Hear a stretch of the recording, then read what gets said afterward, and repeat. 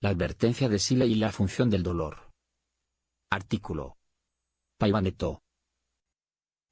Capítulo extraído del libro Jesús, el dolor y el origen de su autoridad, del escritor Paivaneto, presentado en las celebraciones del 25º aniversario del Templo de la Buena Voluntad, el 8 de noviembre de 2014, en Brasilia, capital de Brasil. Estamos en plena transición apocalíptica, anunciada desde los profetas del Antiguo Testamento, pasando por la buena nueva del Cristo, las epístolas de los apóstoles, que culminaron con el esclarecimiento de la realidad espiritual humana proporcionada por el Apocalipsis de Jesús.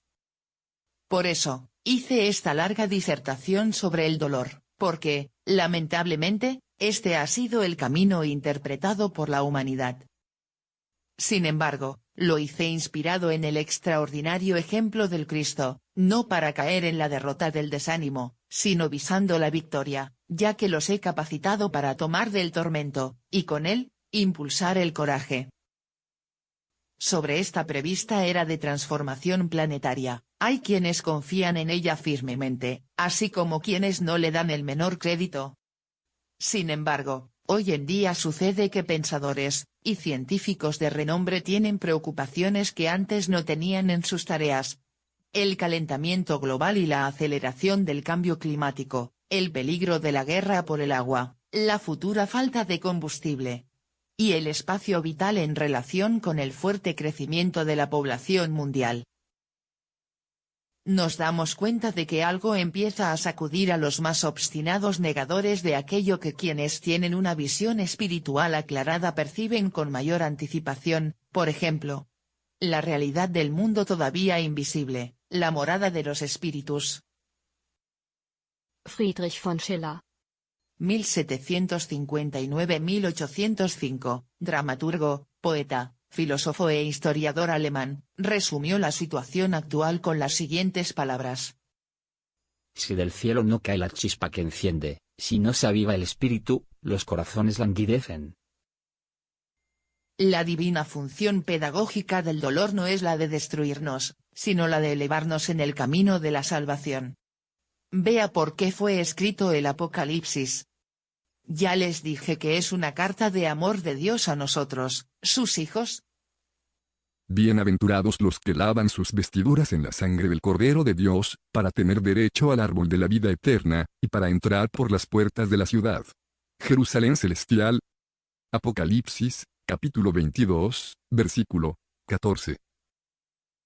Una vez más, destacó.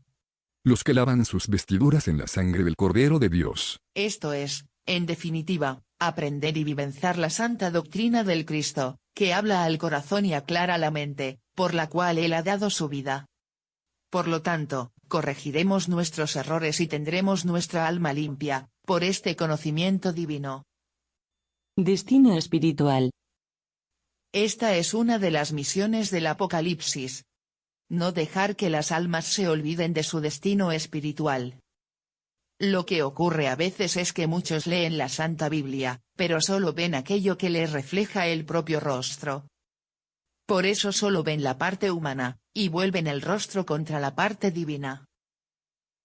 En mi libro, Jesús, el profeta divino, bajo el subtítulo El origen de la autoridad del Apocalipsis, escribí que el libro de las profecías finales, blanco de tantas censuras apresuradas, tiene un valor incomparable por originarse exactamente en Dios y por haber sido entregado por Jesús, el divino profeta, a Juan, por intermedio de un ángel. Espíritu superior.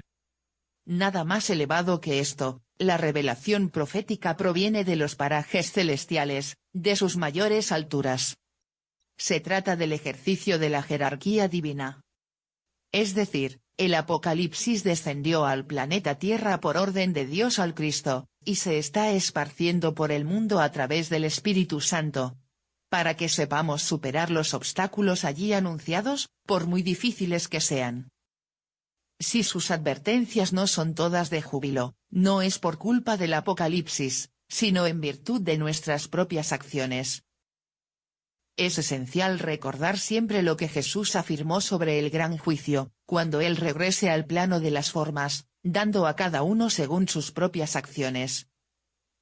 Porque el Hijo de Dios vendrá en la gloria de su Padre, con sus ángeles, y entonces dará a cada uno conforme a sus propias obras. Evangelio, según San Mateo, capítulo 16, versículo 27. Si les doy estas explicaciones, lo hago con toda seguridad de que serán de utilidad para fortalecer a cada uno de ustedes que me escuchan, ven o leen. Por lo tanto, es imprescindible que todos aquellos que tienen acceso al Apocalipsis entiendan que no fue escrito para asustar, sino que es una fuerte advertencia, para que finalmente aprendamos que su texto nos muestra la dirección correcta. Él nos enseña a recorrer el camino de la redención, que nos llevará al reencuentro tan esperado con el Cristo de Dios. He aquí que Jesús viene, con las nubes, y todos los ojos lo verán, incluso aquellos que lo traspasaron. Y todas las naciones de la tierra se lamentarán sobre él. Así sea. Amén.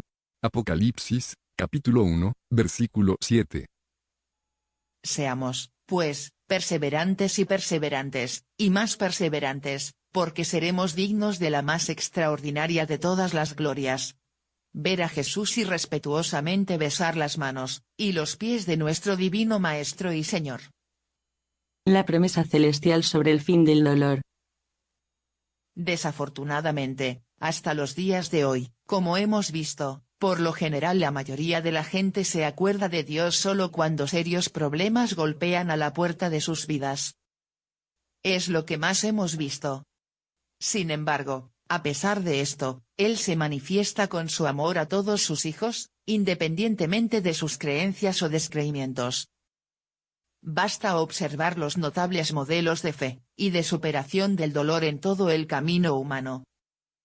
Y más, la promesa de Dios sobre el fin del dolor punitivo, no es más que la consecuencia de las malas acciones de los seres humanos. La encontramos precisamente en el Apocalipsis de Jesús, capítulo 21.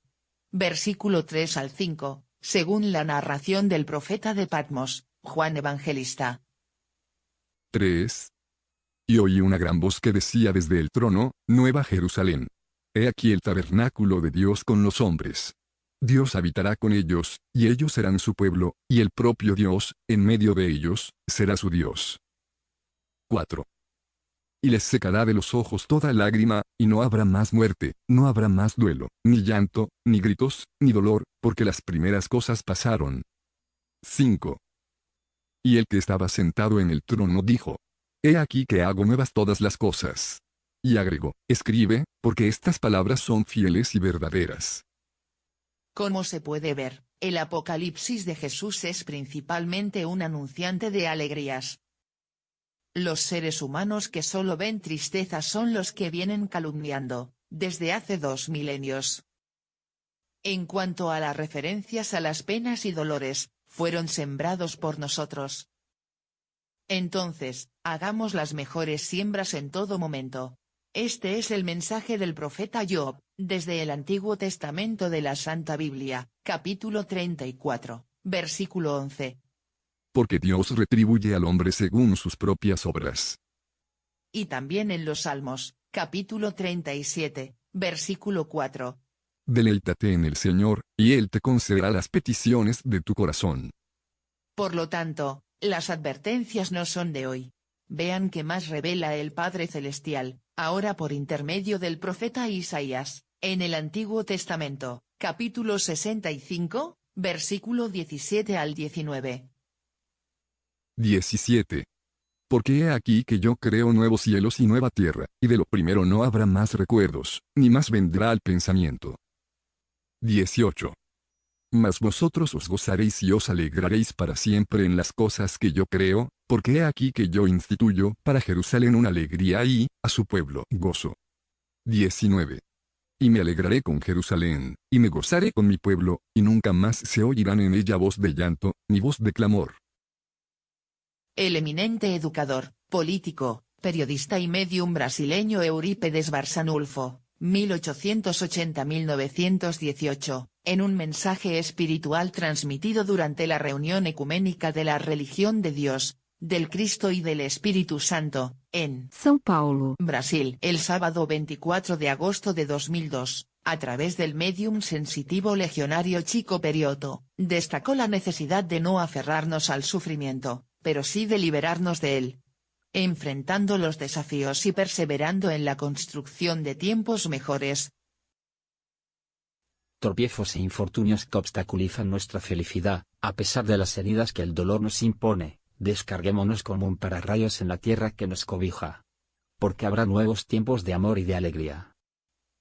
Jerusalén ampliada.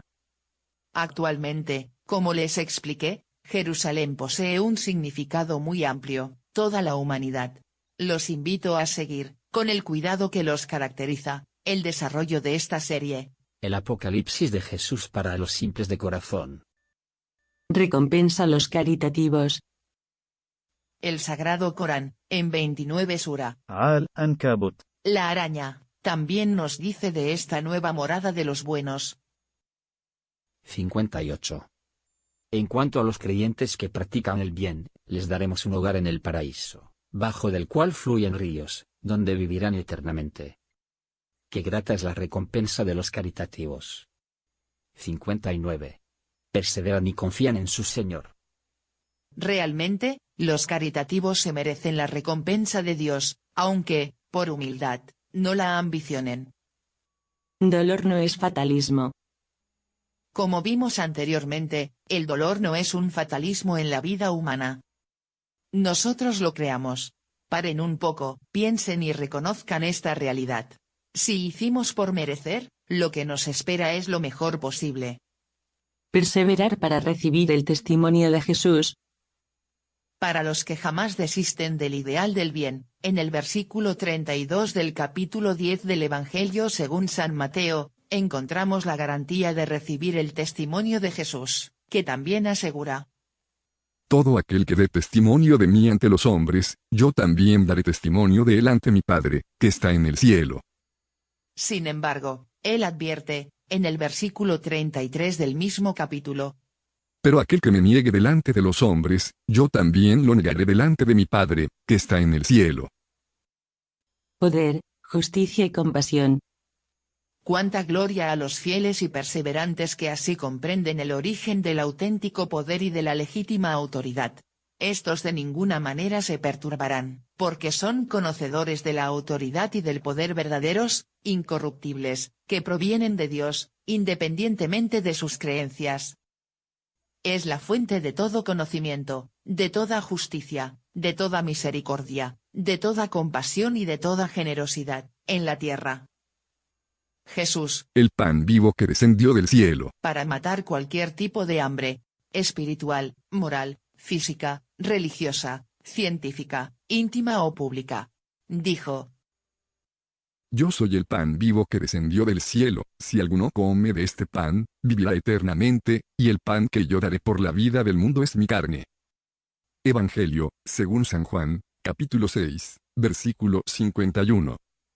Para que ustedes entiendan en plenitud el significado de esta revelación del político excelso, el divino estadista, y la presencia activa del iniciático dolor en la constitución del gobierno realmente bueno para los pueblos, con el alma limpia y libre de ideas prejuiciosas. Lean los libros de la religión del tercer milenio, y estudien el Antiguo y el Nuevo Testamentos de la Santa Biblia. Sin embargo, háganlo en espíritu y verdad, nunca, Al pie de la letra que mata. la cual el apóstol San Pablo condenaba. Segunda epístola a los Corintios, capítulo 3. Versículo 6, y también, es esencial que se haga, a la luz del mandamiento nuevo del Cristo. Evangelio, según San Juan, capítulo 13, versículo 34 y 35, porque Dios es amor. Por lo tanto, su palabra solo puede ser entendida por la comprensión de este sentimiento elevado. Jamás por el odio. El dolor del Cristo es el poder de Él en nosotros. Aquí, llegamos al punto de por qué he puesto, en la portada del libro Jesús, el dolor y el origen de su autoridad, luego después del título, la frase: el poder del Cristo en nosotros.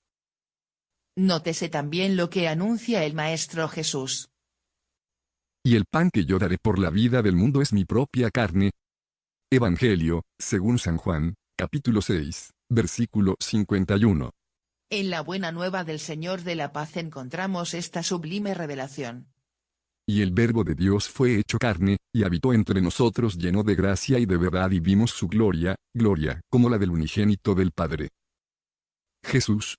San Juan, capítulo 1, versículo 14.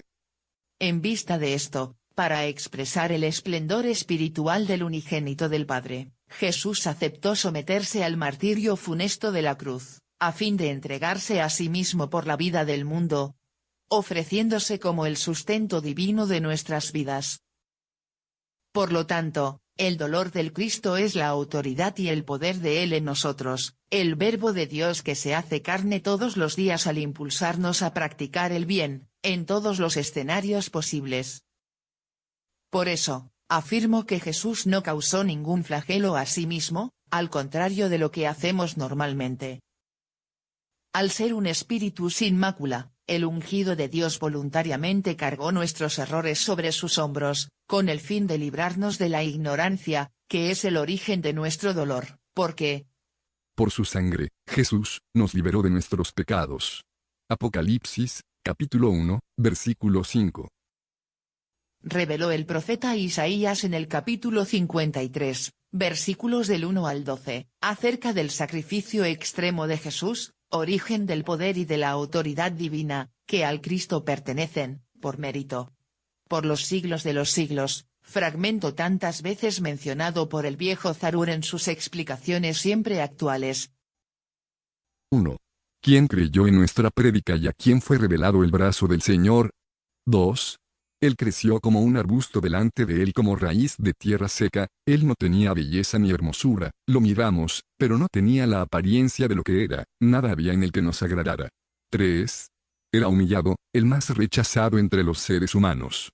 Hombre de dolores, que sabe lo que es padecer, y, como uno de quien los hombres esconden el rostro. Era despreciado, y no hicimos caso de él. 4. Verdaderamente, Él tomó sobre sí mismo nuestras enfermedades, y nuestros sufrimientos llevó sobre sí. Y nosotros lo despreciábamos como un leproso, un hombre herido por Dios y siempre angustiado. 5. Pero, Él fue crucificado por nuestras transgresiones, molido por nuestras iniquidades. Estaba sobre Él el castigo que nos trajo la paz, por sus llagas es que fuimos curados. 6. Todos nosotros andábamos como ovejas descarriadas, cada una se desviaba del camino, pero Dios permitió que cayera sobre él nuestra iniquidad. 7. Fue ofrecido en sacrificio, porque él mismo quiso y no abrió su boca. Como un cordero, fue llevado al matadero y, como la oveja muda ante sus esquiladores, no abrió la boca. 8. Fue detenido y juzgado injustamente, ¿y quién se preocupó de su suerte? Pues fue arrebatado de la tierra de los vivientes, por causa de la transgresión de nuestro pueblo fue condenado. 9. Le designaron la sepultura con los malhechores, pero con el rico estuvo y su muerte, porque nunca hizo injusticia, ni dolo alguno se encontró en su vida. 10. Sin embargo, el Señor Dios aceptó consumirlo con sufrimientos. Pero, cuando haya ofrecido su vida, para redimir los pecados humanos, verá una descendencia perdurable, y la buena voluntad de Dios florecerá en sus manos. 11. Verá el fruto de lo que su alma trabajó y quedará satisfecho. Y dice el Señor Dios: Este justo, mi siervo, justificará a muchos con su ciencia, porque llevará sobre sí sus iniquidades. 12. Por eso, yo le confiaré una gran multitud de naciones, y él distribuirá despojos de los fuertes, porque entregó su vida a la muerte y fue contado entre los malhechores. Y la buena voluntad de Dios florecerá en sus manos. Amén. Notas. 1. Espacio vital, en alemán, Lebensraum. es, en la geografía política, un término acuñado por el geógrafo y etnólogo alemán. Friedrich Ratzel. Es relativo a las condiciones espaciales y naturales necesarias para el mantenimiento o la consolidación del poder del Estado sobre su territorio y para el fortalecimiento de determinada sociedad o pueblo. Este concepto fue utilizado como componente de la nefasta ideología nazi en Alemania. Los nazis apoyaron la expansión territorial a cualquier costo, para ganar espacio vital. 2. Parte humana y parte divina de la Biblia. El autor trata el tema en el capítulo el pueblo y el fin de los tiempos. Del libro, Brasil y el Apocalipsis, volumen 3, del mismo autor. 3. Patmos, pequeña isla griega, situada al este del mar Egeo, a 55 kilómetros de la costa suroeste de Turquía. En ella, por orden del emperador Domiciano, 51-96, Juan Evangelista y profeta, fue exiliado y, ya nonagenario, recibió el Apocalipsis. Cuenta la historia que durante el exilio, con su poder de persuasión, convertía a todos los guardias de la isla al cristianismo, lo que llevó al emperador a hacer constantemente el cambio de soldados. Con la muerte de Domiciano, Juan va a Éfeso, dando testimonio del Cristo hasta el fin de su vida. 4. Eurípedes Barçanulfo, nació el 1 de mayo de 1880, en Sacramento, Minas Gerais, Brasil, y murió en la misma ciudad, a los 38 años, el 1 de noviembre de 1918. En 1902, participó activamente de la fundación del Liceo Sacramentano, donde dictó clases. También se desempeñó en la creación del semanario Gaceta de Sacramento, donde publicaba artículos sobre economía, literatura y filosofía, debutando así como periodista. El 31 de enero de 1907, fundó el Colegio Allan Kardec. Asistió indiscriminadamente a los pobres y a los necesitados que acudían a él en busca de ayuda. Fue un dedicado servidor del Cristo hasta el último momento de su vida terrena, que fue durante la pandemia de gripe española que asoló el mundo entre 1918 y 1919. José de Paiva Neto, Director presidente de la Legión de la Buena Voluntad. LBV, Es escritor, periodista, conductor de radio, compositor y poeta brasileño.